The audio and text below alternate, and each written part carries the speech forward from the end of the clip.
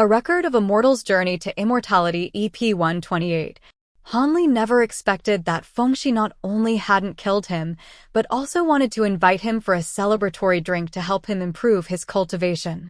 Continuing from their last encounter, Hanli heard the voice of a strange man behind him.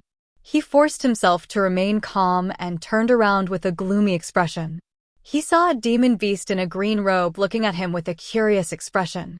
This demon beast wore tree bark armor, straw sandals, and had bright green eyes. He had a small, long, oily, keratinous, pointed nose, but his other features were surprisingly human-like. Hanli's mouth felt bitter, and his eyelids twitched uncontrollably. This demon beast, almost completely transformed into a human form, couldn't possibly be a level 8 demon beast. Could it be a legendary level 9 or even level 10 demon beast? Hanli's body stiffened. Although he already grasped the 5 elements ring and a handful of spirit-binding chains, he didn't dare to attack rashly. He forced out a few words. "You noticed me long ago, Your Excellency." The other party spoke human language, introducing himself as Fengxi. He had already entered the second stage of transformation, which humans referred to as a level 9 demon beast. In fact, Fengxi had noticed Hanli's presence as soon as he arrived nearby. At that time, he had just completed the second stage of transformation and was still stabilizing his form. It wasn't advisable for him to go out forcefully. Just as he finished stabilizing and was about to go out, Hanli ran straight into his lair. This surprised Fengxi somewhat. Hearing the other party calmly admit to being a level 9 demon beast, Hanli almost completely abandoned any hope of escaping alive. He could only fight to the death. Without hesitation, he spewed out over a dozen streaks of azure light to protect himself and then raised a hand, preparing to release his swarm of golden insect goo. But in that instant, Fengxi moved slightly. Hanli's vision blurred, and the spirit-binding chains in his hand were snatched away. His protective flying swords automatically slashed down, but Fengxi was too fast. Before the swords could reach him, he had already returned to his original position. Too fast? He was simply too fast. Hanli's face instantly turned pale. Gale beasts were known for their speed, especially high-level ones. At such close range, the speed of a level 9 gale beast was practically like teleportation. How could he possibly injure him? Hanli took out a cyan orchid pearl and immediately swallowed it. Then he looked coldly at Fengxi, remaining silent. He had already made up his mind. Before he died, he would detonate the cyan orchid pearl in his stomach using the evil warding lightning. That way, even if he couldn't perish together with him, he would definitely inflict severe injuries. Seeing this, a trace of surprise appeared on Fengxi's face. But then he laughed indifferently. Seeing Hanli's desperate look, Fengxi told him not to be hasty. He hadn't said he wanted to harm Hanli. It was the nearby sea race that was at war with the humans. He wasn't under their jurisdiction. Fengxi simply liked the forest fire lake and had settled there temporarily. Hanli's expression softened slightly. Now, detonating the cyan orchid pearl was his only way to injure Fengxi. So, Hanli put away his flying swords. Seeing Hanli's compliance, Fengxi actually returned the spirit-binding chains to Hanli, without even looking at what was inside. Then he politely invited Hanli to his real cave dwelling. Hanli had no other choice but to nod with a wry smile. Fengxi released a light green sphere that enveloped them both. The sphere carried them down into the water. The sphere stopped descending and flew to the side. A giant black stone gate appeared before Hanli. White light flickered on the stone gate, indicating the presence of a restriction. After entering the stone gate and passing through a white curtain, there was a dry passage. This passage was multicolored, with dragon-eye-sized pearls of various colors embedded in the stone walls, shining brilliantly and illuminating the passage like daylight. Seeing such extravagant decorations, Hanli showed a surprised expression. Fengxi, seeing this, looked somewhat proud. Under Fengxi's gaze, Hanli walked into the passage. The passage wasn't long. Hanli arrived at a gorgeous hall, decorated with colorful coral. In the center of the hall sat a pure white, glistening jade table and several chairs carved from beautiful jade. In the 4 corners, there were small, Antique incense burners. A finger-thick black incense stick was inserted in each burner, emitting a faint fragrance. Fengxi gestured for Hanli to sit down. Hanli didn't say anything and sat opposite him. Fengxi asked gently, "Please excuse my humble abode. May I ask your honorable name?" "I am Fengxi." Hanli hesitated for a moment and slowly replied, "My surname is Li."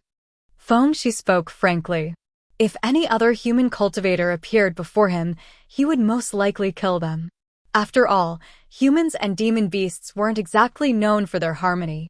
The reason he spared Hanli was that the cultivation technique Hanli practiced was a secret technique passed down from an old acquaintance of his. The fact that Hanli, a human, could cultivate a demon beast cultivation technique piqued his interest. However, that old acquaintance had been dead for many years, and Fengxi had no intention of pursuing the matter. The biggest reason he hadn't attacked Hanli was that Hanli cultivated a pure and extremely refined wood attribute cultivation technique. He just happened to need Hanli's help with something, so he hadn't killed him. Hearing this, Hanli was greatly surprised and his face showed a look of astonishment. However, Fengxi didn't bother to explain. Instead, he flipped his hands over, and with a flash of white light, an antique golden pot appeared in his palm. In his other hand, he held a delicate white jade cup. Then he lifted the pot and poured an extremely emerald green liquid into the jade cup. A rich and mellow aroma of wine instantly filled the entire hall. Fengxi inhaled deeply, a look of fascination on his face. He flicked his finger lightly, and the jade cup glided steadily towards Hanli. This was Fengxi inviting Hanli to taste his homemade celebratory wine. This spiritual wine took over 100 years to brew a single jar. Refining this wine could help cultivators improve their cultivation. Perhaps Hanli could use it to break through his current bottleneck. Hearing this, Hanli felt a jolt in his heart. The fact that the other party could even tell that his cultivation was stuck at a bottleneck showed his immense power. However, he didn't quite believe that he could break through his bottleneck with this wine. After all, he had consumed a large quantity of cultivation-enhancing pills before. If he could break through his bottleneck with the help of pills, he would have already advanced to the late stage of core formation. Why would he wait until now? Hanli was forced to drink the celebratory wine. He had to break through to the late stage of core formation within 6 months, otherwise Fengxi would kill him.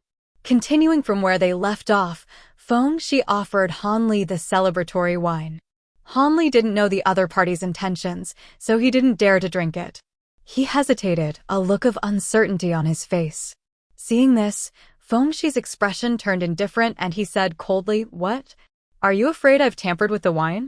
Don't forget, if I truly wanted to take your life, it would only take a snap of my fingers." Hanli's face paled. He replied, forcing himself to be calm, "Senior is right, but this junior still wishes to understand the true reason you haven't killed me. Otherwise, I would rather be cautious." The other party clearly wanted him to drink the wine, so Hanli suspected there was something wrong with it. He didn't dare to drink. Fengxi's expression immediately turned icy, and a frightening aura faintly emanated from him. He glared at Hanli, trying to intimidate him into drinking. Hanli's heart skipped a beat. His true spiritual power instantly enveloped the cyan orchid pearl in his stomach. He stared intently at the other party, remaining silent. After a moment, Fengxi's expression softened. Force wouldn't work. Fengxi had no choice but to explain to Hanli. Not only was his celebratory wine troublesome to brew, taking 100 years, but it also required a transformation stage demon core as the main ingredient. Only the Gale Beast clan could brew it successfully. For Fengxi, this wine was merely a delicacy. But for a core formation cultivator like Hanli, drinking it for the first time had a high chance of stimulating his true spiritual power, allowing him to break through his cultivation bottleneck. And the reason he wanted to help Hanli improve his cultivation was that he wanted to use Hanli's wood attribute cultivation technique to accomplish an important task. However, Hanli's mid-core formation cultivation was still too low. Only after reaching the late stage of core formation could Hanli be of use to him. If Hanli still refused to drink the wine, he would have to bear the consequences. If Hanli drank it and still couldn't break through, then he would also face certain death. Left with no choice, Hanli drank the wine. Seeing this, Fengxi took Hanli to a restricted secret chamber. This secret chamber was carved from a huge piece of coral. Fengxi estimated that it would take Hanli at most 6 months to refine the celebratory wine. He would open the restriction and let Hanli out then. After Hanli entered the secret chamber, the entrance behind him disappeared. A strange, excited look appeared on Fengxi's face. With a flash of white light, he also vanished into thin air. Hanli began to examine the secret chamber. It was 30 to 40 zhang long and wide, and 7 to 8 zhang high. The fiery red stone walls shimmered with red light. Besides a jade bed in the center that shimmered with cyan light, there was nothing else. The surrounding stone walls were covered with small, round pits, which looked rather strange. Hanli released his divine sense to probe the surroundings, but it was bounced back. There were no exploitable weaknesses in the secret chamber. He then sent out a cyan sword beam as a test. The sword beam only penetrated half an inch into the stone wall before being forcibly repelled by light emerging from within the wall. Hanli then sent out his azure bamboo flying sword, using evil warding lightning to pave the way.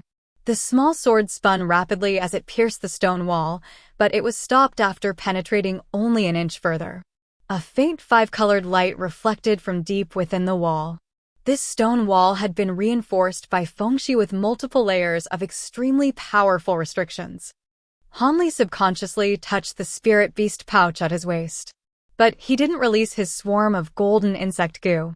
Although he believed the golden insect goo could break the restriction, it would take a considerable amount of time. He feared that before the golden insect goo could break through, Fengxi would have killed him several times over. Hanli felt a burning sensation in his stomach. It seemed the celebratory wine was taking effect. Since he couldn't break the restriction and escape, he could only focus on refining the celebratory wine and attempt to break through to the late stage of core formation. He used a wisp of cyan nascent flame to slowly refine the celebratory wine. The refining process was extremely slow. More than a month passed, and he had only refined about 1/10 of the wine. It seemed that Fengxi's claim of it taking 6 months to refine wasn't an exaggeration. This made Hanli anxious. This speed was too slow. If he couldn't advance to the late stage of core formation in 6 months, the demon beast Fengxi would really kill him. Hanli gritted his teeth and risked forcing out all the nascent flame from his golden core. A cyan flame, thicker than before, engulfed the remaining green liquid. Hanli exerted all his magical power to accelerate the refining process. This also doubled his magical power consumption.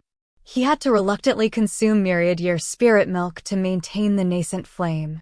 2 months later, he had finally refined 2/3 of the wine. Just as Hanli was about to completely refine the wine, an unexpected event occurred. The cyan orchid pearl that Hanli had swallowed earlier suddenly became unstable due to his extreme fear of Fengxi. He had kept this life-saving treasure in his stomach and hadn't taken it out. Now, Hanli's magical power was exhausted, and just as he was about to consume myriad-year spirit milk, the evil warding lightning surrounding the cyan orchid pearl suddenly started to fluctuate and deform. Seeing this, Hanli was terrified. If the cyan orchid pearl exploded, he would undoubtedly die. His magical power was depleted, and he couldn't react in time. In a moment of desperation, Hanli used the remaining celebratory wine to envelop the cyan orchid pearl. Hanli's heart pounded in his chest, and his face was drained of color. He didn't know what would happen when the celebratory wine enveloped the cyan orchid pearl. But the thought of the pearl exploding inside him made his hands turn icy cold. His back was drenched in cold sweat. Fortunately, whether it was a fluke, a blind cat finding a dead mouse, or perhaps the cyan orchid pearl wasn't actually going to explode, the pearl enveloped by the liquid slowly calmed down. Hanli breathed a sigh of relief and wiped the cold sweat from his forehead. He felt as if he had just escaped a near-death experience. He quickly consumed a drop of myriad-year spirit milk to recover some of his magical power and then spat out the pearl. Extremely shaken, he put it back into his storage pouch. This thing was a ticking time bomb. Keeping it inside his body could lead to his complete annihilation if he wasn't careful. When Hanli checked his internal condition, he was stunned to discover that amidst the chaos, he had actually broken through his bottleneck and successfully advanced to the late stage of core formation. Hanli was first dumbfounded, then overjoyed. To be honest, he hadn't even felt the special effects of the celebratory wine before unexpectedly breaking through. This felt unbelievable to Hanli. Now, Hanli could control 24 azure bamboo flying swords. His strength had greatly increased. Hanli didn't waste the remaining celebratory wine and spent another 2 months in closed-door cultivation, refining the wine and consolidating his cultivation. Please give us a like and subscribe, fellow Taoists. Let's continue our chat in the next episode.